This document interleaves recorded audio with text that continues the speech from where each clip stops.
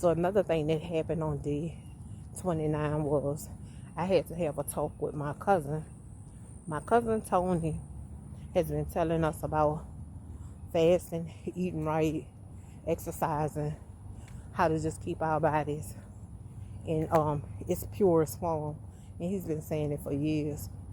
And it just, I know, seems to him like it fell on deaf ears.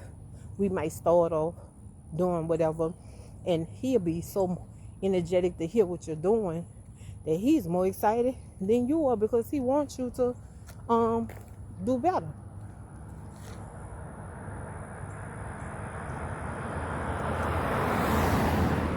Wait, let's see. I always love nets. Wait, I don't know what they're saying. All I saw was the word equal evil on the ground. Matter of fact, how about that? Something equals evil. Noise, frequency, low. Oh, okay. Vehicles.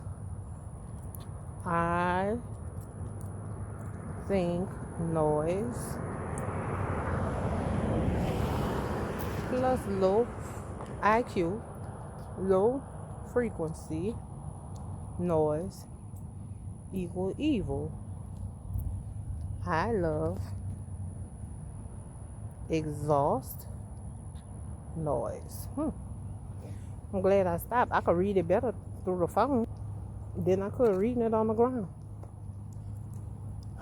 Okay. So I wanted to tell my cousin Tony that I was on this journey, but I wasn't led to tell him until after the journey was either over or almost over. So it just so happened, me and my cousin Amanda was on the phone yesterday, and I wound up telling her about the fast. And she was like, oh my goodness, wait till, I'm excited about telling Tony. She's like, don't tell Tony because Tony's going to do it. He's like, what, Keisha did the 40 day? I'm going to do that 40 day. And I said, Tony hasn't done it yet? And she was like, no. But I was like, girl, I'm sorry that you feel like you feel. I said, but one of the two people that I wanted to know about this journey that I was on once I came out of it was my mother-in-law, who just passed away halfway through my journey. And I wanted to tell Tony because Tony has been preaching this for a while, and I know, like I said, it seemed like it fell on deaf ears, but in God's timing, we heard it. We know what was needed. We know where to go when we need our help. You know, if I needed help, I know I could go to him. But there's so many times he done put regimens together for people that 2-3 weeks or less, we're not even doing it no more, and he's still calling, checking on the progress, and we on to something else and avoiding his phone calls like he did us something when he really just looking out for us. So I know the sacrifice that he has made for us and others. One of his friends was diagnosed with cancer, and he told his friend what to do, and this was a couple of years back. So I know that this works, but I didn't know all the details of it. He told him that he needed to go on a fast, and there were certain things that he needed to drink or put in his body, and the guy did it. And I'm not gonna say his name because I don't know, if he wants his information out there. He is cancer free. I watch him now play with his kids. His kids were young at that time. He have a boy and a girl, and they older now. He's still maintaining his slim shape, and he always was slim. But he's maintained his slim shape. He's cutting his grass. He's cutting my cousin's grass, who stay right next door to him. So the proof is in the pudding that when we deprive our bodies of certain things, that the mucus, which causes cancer, is not fed, and it has to dry up, and our cells renew, and it allows us to get a fresh start. So with Dr. Ramsey, one thing I did realize is after 40 days, our cells are new. I'm a new Keisha in the inside. And I'm a new Keisha on the outside. And I'll show you my weight progress today as well, which is day 40. But let's still talk about day 39. So I was happy to tell my cousin about my journey. And of course, he's so proud of me. And that means a lot coming from him. And he's always positive, so I didn't expect nothing less from him. And his wife as well just was like, oh my goodness, that is amazing. Keisha, you have done a fantastic job. 39 days. Oh my goodness. So, you feel like just sticking your chest out and saying, I did it. And I did it without lying. So y'all, that right there meant the world to me, because I didn't want to let you all down. Of course, I didn't want to let myself down. And I didn't want to lie to God, because I know He sees everything. I was like, God, please help me not indulge in things that I'm not supposed to indulge in during this time. Temptation was everywhere. Like I said, my son could cook his butt off. And I would take certain things that he would cook and I put it in the freezer for later. Like, I can't wait to eat again so I can eat my baby food, because he'll make this and he'll make that. So I had ribs in the freezer, chicken noodle soup in there. They had a lot of stuff in it, and I had been drinking the broth off his chicken noodle soup.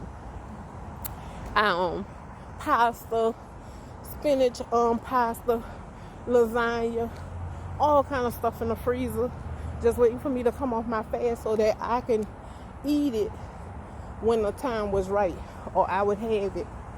So when I was talking to my cousin Amanda yesterday, she was telling me her son, who is at LSU, is not getting a meal plan because he can't stay on campus because they're overcrowded. Or he could get the meal plan, but he doesn't have the means to go back and forth to go eat the meals because he stays in an apartment off campus. So she was saying that her baby was losing weight. We're not gonna have that, and I'm right here in Baton Rouge, and I got all this stuff in the freezer. So I'm thinking I'm saving this stuff for me. I'm like, oh heck no, let me get this stuff out of my freezer and bring to my little cousin. And that's just what I did. Packed up some stuff and brought to him. Guess he said, what the world going on? So no, I won't know how my son ribs taste when he cooked it that day. I won't know how that lasagna tastes that he made, I won't know how that pasta tastes that I've been looking forward to when I come off my fast, because all of that is gone. God allowed all of this to happen for a reason. You get what I'm saying? So that's why I'm saying this journey is not just for you. It's for somebody else as well. My journey inspired my friend to start her journey on yesterday, although it's been in her spirit to do it since February. My journey actually fed my little cousin and maybe some of his roommates on yesterday and whatever days that they decide to eat it.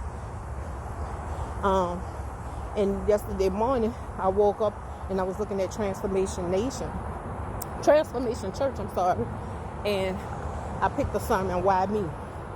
And I don't know if he Pastor Charles or Minister Charles, he was preaching on that particular sermon. If you want to see it, go see it. All this stuff is yellow and black for the colors. And it was Why Me? And he was saying that his grandfather was a pastor. He's a 5th generation pastor.